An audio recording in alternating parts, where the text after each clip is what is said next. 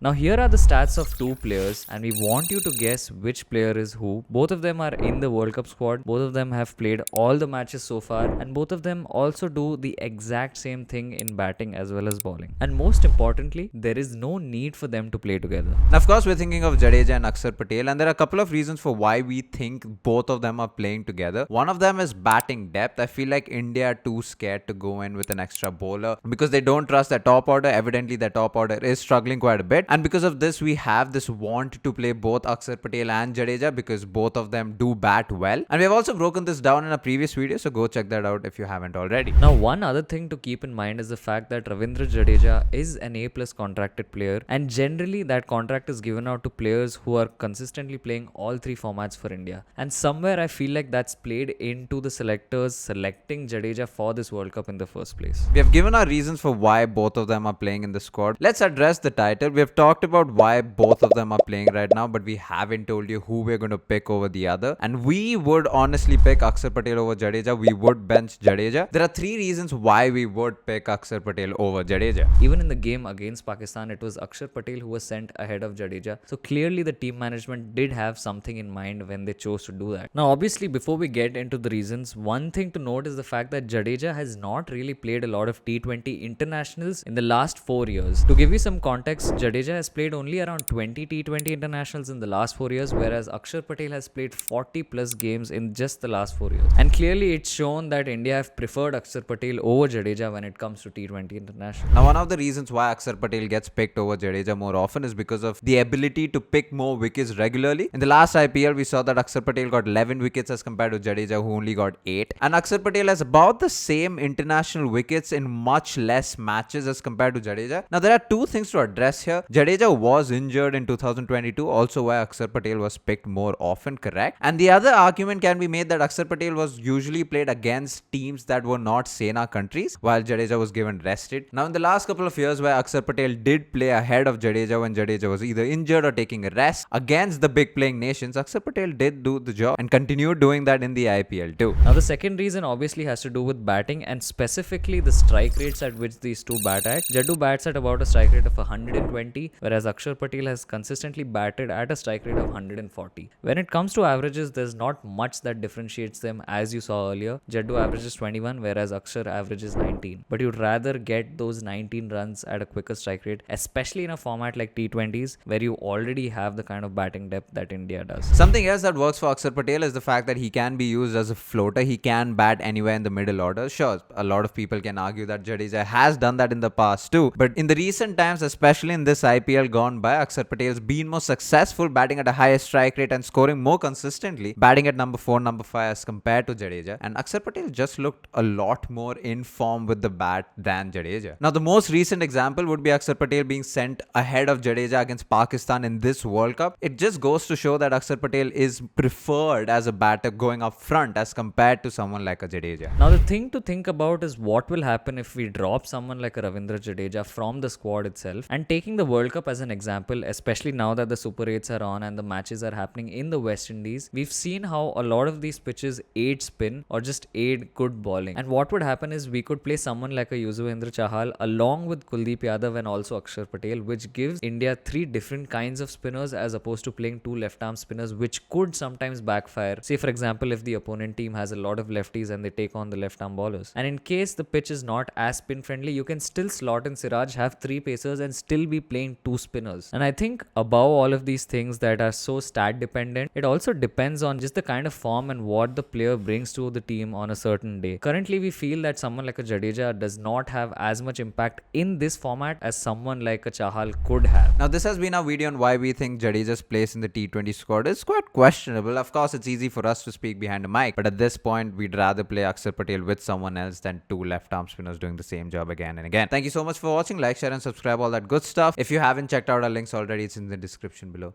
Thank you so much for watching. Peace.